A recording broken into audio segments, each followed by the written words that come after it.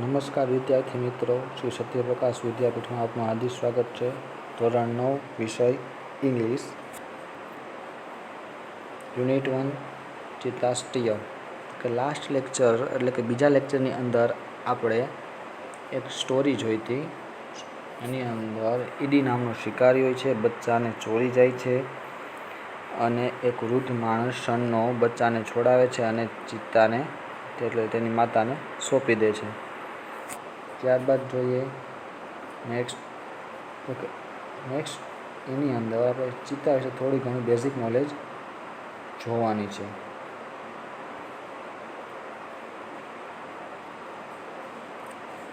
તો કે છે ફેક્ટ્સ અબાઉટ ચિત્તા. ફેક્ટ્સ એટલે કે હકીકત, અબાઉટ એટલે કે વિશે, ચિત્તા એટલે કે ચિત્તા. ચિત્તા વિશે થોડીક હકીકત અથવા થોડીક માહિતી.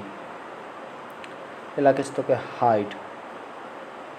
તો કે ચિત્તાની હાઇટ કેટલી? તો કે 100 સેન્ટીમીટર.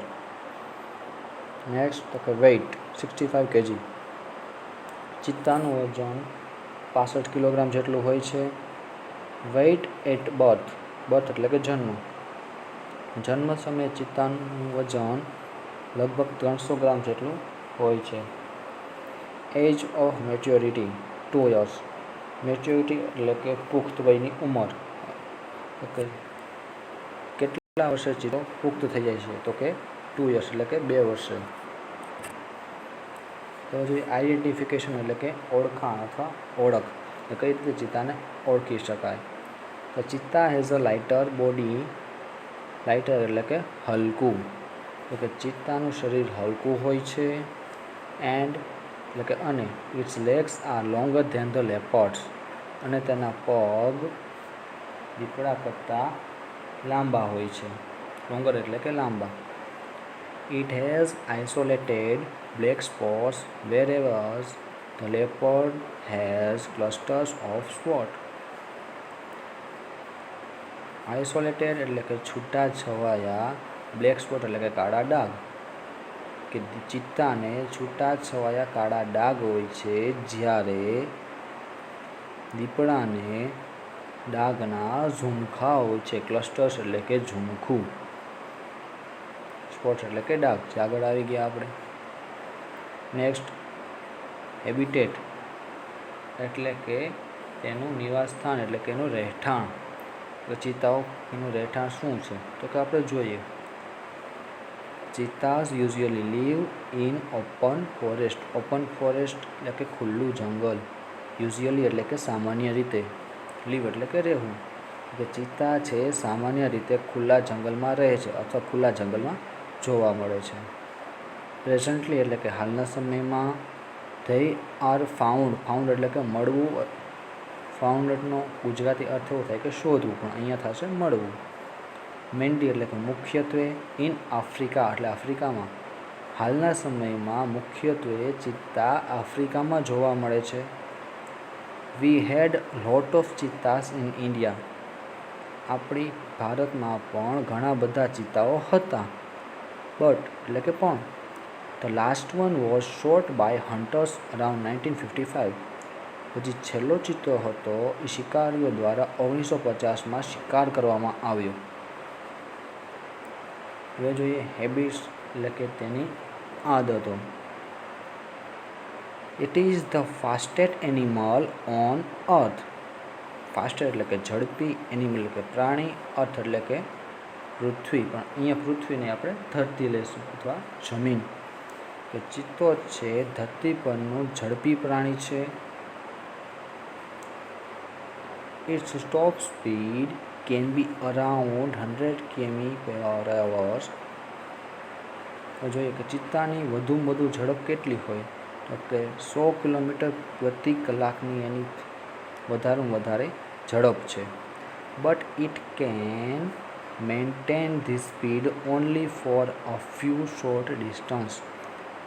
મેન્ટેન એટલે કે જાળવી રાખવું, સ્પીડ એટલે કે ઝડપ, વેરી શોર્ટ એટલે ખૂબ જ ટૂંકું, ડિસ્ટન્સ એટલે કે અંતર. પણ જેની ઝડપ છે ચિત્તો 100 કિલોમીટર પ્રતિ કલાકની, એ ખૂબ જ ટૂંકા અંતર માટે જાળવી શકે છે, લાંબા સમય માટે જાળવી શકતો નથી. Sometimes it can take a leap as long as 25 metres, ક્યારેક તે 25 મીટર જેટલા લાંબા પગલાં પણ ભરે છે અથવા લાંબા કૂદકા પણ મારે છે. It creeps silently behind the prey and then leaps up to catch.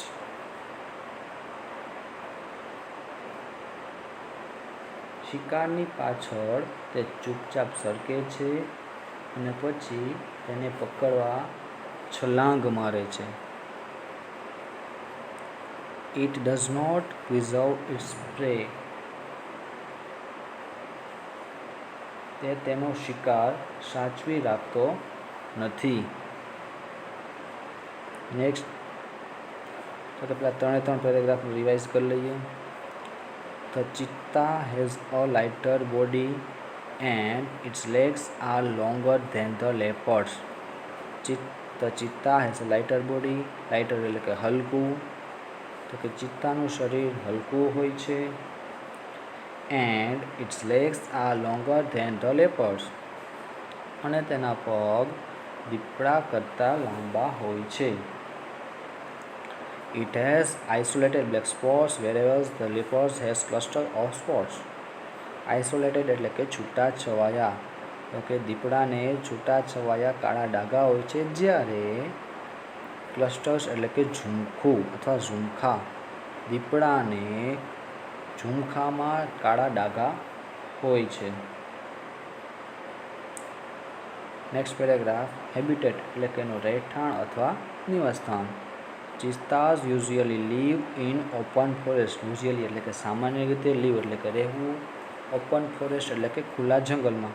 તો કે ચિત્તા છે સામાન્ય રીતે ખુલ્લા જંગલમાં રહે છે.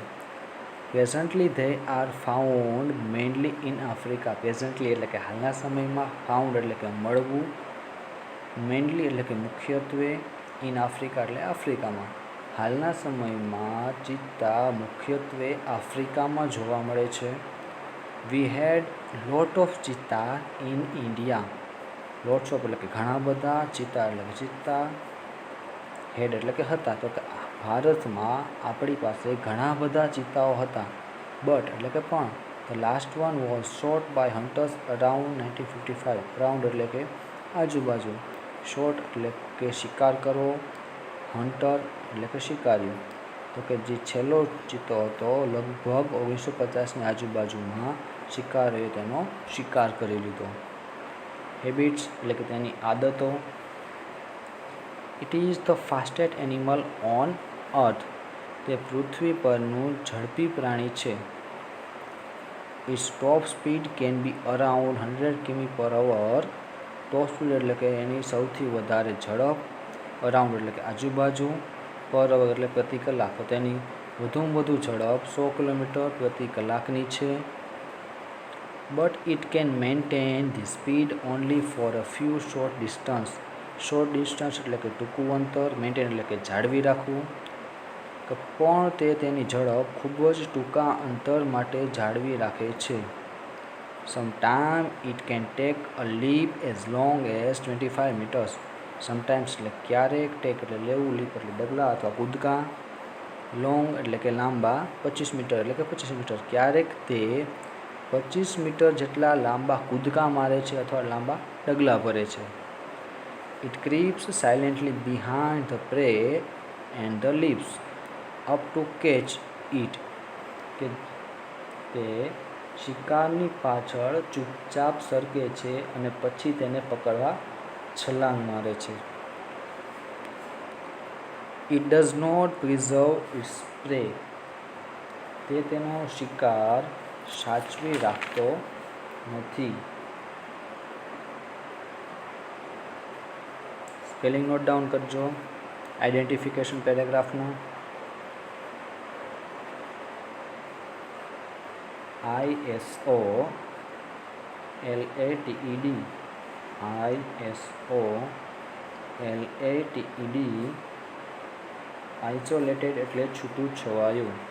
આઇસોલેટેડ એટલે કે છૂટું છવાયું. SPOT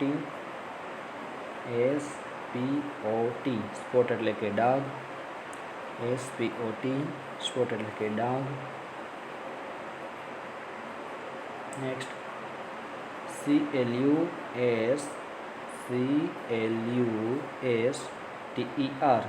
ક્લસ્ટર એટલે કે ઝુમખું. CLUSTER ક્લસ્ટર એટલે કે ઝુમખું. નેક્સ્ટ હેબિટેટના સ્પેલિંગ.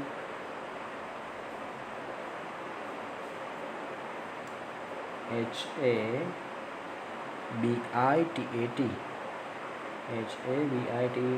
હેબિટેટ એટલે કે નિવાસ સ્થાન. હેબિટેટ એટલે કે નિવાસ સ્થાન. નેક્સ્ટ સ્પેલિંગ PRESENTLY પ્રેઝન્ટલી એટલે કે હાલના સમયમાં. પ્રેઝન્ટલી એટલે કે હાલના સમયમાં.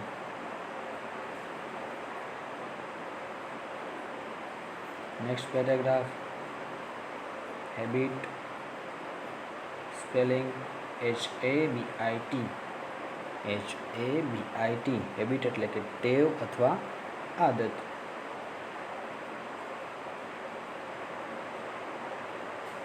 એમાં સ્પેલિંગ DISTANCE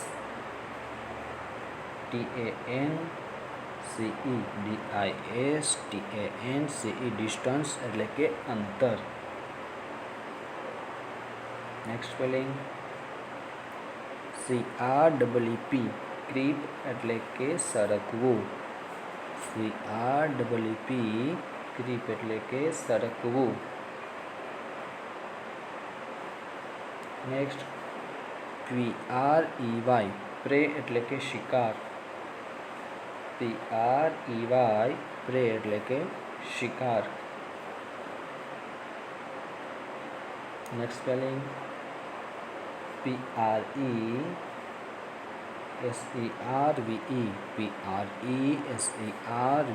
પ્રિઝર્વ એટલે કે સાચવવું.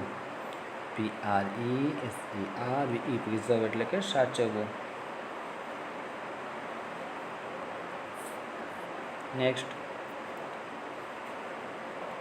they sometimes cause death of cubs and young cheetah. આથી કેટલીક વાર બચ્ચાનું કે નાના ચિત્તાઓનું મોત થાય છે. આથી કેટલીક વાર બચ્ચાઓનું કે નાના ચિત્તાઓનું મોત થાય છે અથવા મરી જાય છે.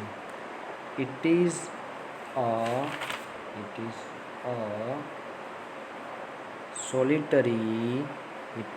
solitary creature એટલે કે જીવજંતુ કહીએ પણ અહીંયા અર્થ થશે પ્રાણી. સોલિટરી એટલે કે એકલવાયુ. તો તે એકલવાયુ જીવન જીવતું પ્રાણી છે. It does not live in a group or herd. herd એટલે કે ટોળું. ગ્રુપ એટલે કે જૂથ. કે તે જૂથમાં અથવા ગ્રુપમાં રહેતો નથી. ચિત્તા છે ગ્રુપમાં કે જૂથમાં રહેતો નથી. Its family separates as soon as the cubs are mature.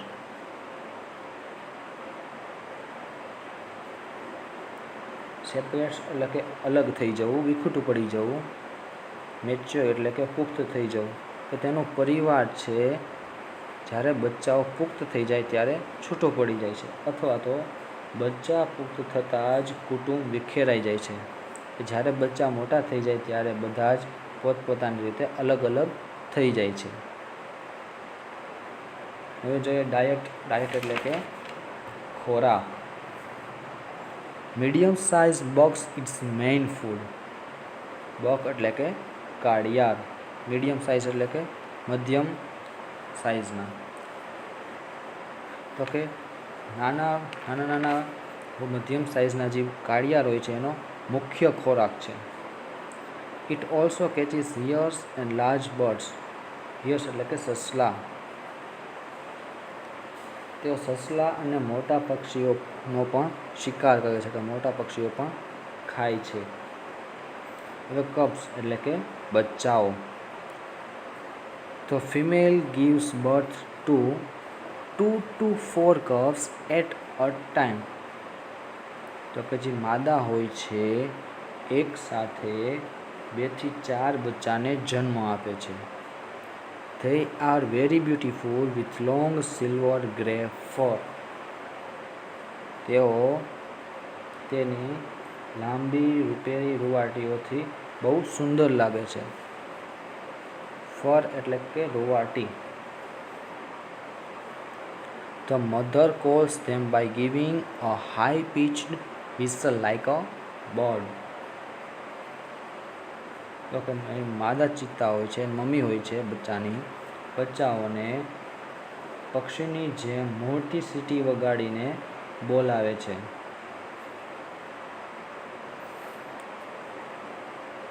ત્રણ પેરેગ્રાફનું રિવાઇઝ કરાવી દઉં છું ફરીથી એકવાર. This sometimes cause death of cubs and young cheetah. આથી કેટલીક વાર બચ્ચાનું કે નાના ચિત્તાઓનું મોત થાય છે. It is solitary creature એટલે કે તે એકલવાયુ પ્રાણી છે અથવા એકલું રહેતું પ્રાણી છે. It does not live in a group or herd. તે જૂથમાં કે ટોળામાં રહેતો નથી. Its family separates as soon as the cubs are mature. કે જેવા બચ્ચાઓ પુખ્ત થઈ જાય છે ત્યારે તેનું પરિવાર છૂટું પડી જાય છે અથવા છૂટું થઈ જાય છે. ડાયટ એટલે કે ખોરાક. Medium size bucks is main food. Buck એટલે કે કાળિયાર. તો કે મીડિયમ એટલે કે મધ્ય, સામાન્ય રીતે જે મધ્ય સાઇઝના જે કાળિયાર હોય છે એનો મુખ્ય ખોરાક છે. It also catches hares and large birds. તે સસલાઓ અને મોટા પક્ષીઓનો પણ શિકાર કરે છે. કબ્સ એટલે કે બચ્ચાઓ. The females gives birth to 2 to 4 cubs at a time. જે માદા ચિત્તા હોય છે એ એક સાથે 2 થી 4 બચ્ચાને જન્મ આપે છે.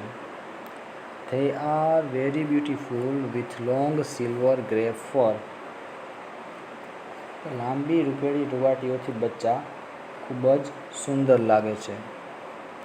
The mother calls them by giving a high-pitched whistle like a bird. The mother એટલે કે માતા, calls એટલે કે બોલાવવું, giving a high pitch એટલે ખૂબ જ મોટું, whistle એટલે કે સીટી, like a bird પક્ષીની જેમ.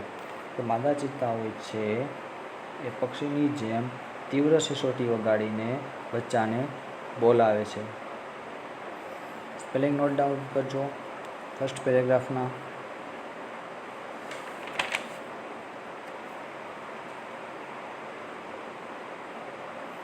SOLITARY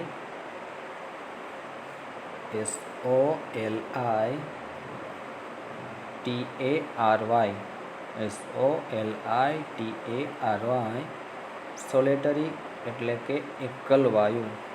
સોલેટરી એટલે કે એકલવાયુ.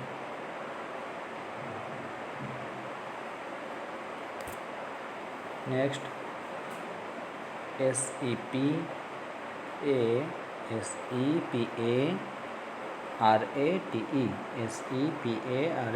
સેપરેટ એટલે કે જુદું અથવા વિખૂટું. સેપરેટ એટલે કે જુદું અથવા વિખૂટું. Next DIET. ડાયટ એટલે કે ખોરાક. Next BUCK. બક એટલે કે કાળિયાર. BUCK બક એટલે કે કાળિયાર. Next SILVER silver grey. Silver grey એટલે કે રૂપેરી અથવા તો જોતા હોય કે સિલ્વર કલરની, ચાંદી જેવો કલર હોય એ. સિલ્વર ગ્રે એટલે કે રૂપેરી. FUR ફર એટલે કે રૂવાટી. FUR ફર એટલે કે રૂંવાટી. Next HIGH dash PITCHED high pitched. High pitched એટલે કે તીક્ષ્ણ, તીવ્ર અથવા તો બહુ મોટો અવાજ. હાઈ પિચ્ડ એટલે કે તીવ્ર, તીક્ષ્ણ અથવા મોટો અવાજ. વિદ્યાર્થી મિત્રો, અહીંયા આપણો યુનિટ 1 ચિત્તા સ્ટીયર કમ્પ્લીટ થાય છે. યુનિટ 1 પૂરો થાય એટલે તમારા ક્વેશ્ચન આન્સર જે તમે નોટ ડાઉન કરવા માટે આપ્યા છે, બરાબર, હોમવર્કમાં તમને જે પ્રશ્નના જવાબ જોઈને લખવા માટે આપવામાં આવે છે, વ્યવસ્થિત સારા અક્ષરે જોઈને લખવા, નોટ ડાઉન કરવા. અને ક્યાંય પણ ક્વેશ્ચન થાય, પ્રશ્ન કઈ રીતે લખવા, કેવી રીતે લખવા, જો ખ્યાલ ન આવ્યો હોય તો હજી એકવાર કહી દઉં છું કઈ રીતે લખવા. તમારે question answer paragraph by paragraph લખવાની જરૂર નથી. સળંગ પ્રશ્નો અને એનો જવાબ તમને જે પ્રમાણે પિક્ચર્સ, ફોટોસ મળે છે એમાંથી જોઈને લખવાના છે. પહેલાં પ્રશ્ન અને એનો જવાબ. જો તમારી પાસે બ્લુ અને બ્લેક પેન અવેલેબલ હોય, બંનેનું કોમ્બિનેશન વ્યવસ્થિત થાય એવું, તો બ્લેક પેનથી ક્વેશ્ચન અને બ્લુ પેનથી આન્સર લખવો વ્યવસ્થિત સારા અક્ષરે. જે વિદ્યાર્થીઓ સ્પેલિંગ વ્યવસ્થિત પાકા કરતા હશે એને પ્રોબ્લેમ નહીં પડે. અને જે વિદ્યાર્થીઓ સ્પેલિંગ પાકા ન કરતા હોય તો થોડા બને એટલી ટ્રાય કરો અને વધારે સ્પેલિંગ પાકા કરશો, જેથી કરીને આપણને વાંધો ન આવે. આજના લેક્ચર માટે આટલું જ. જય હિન્દ, જય ભારત.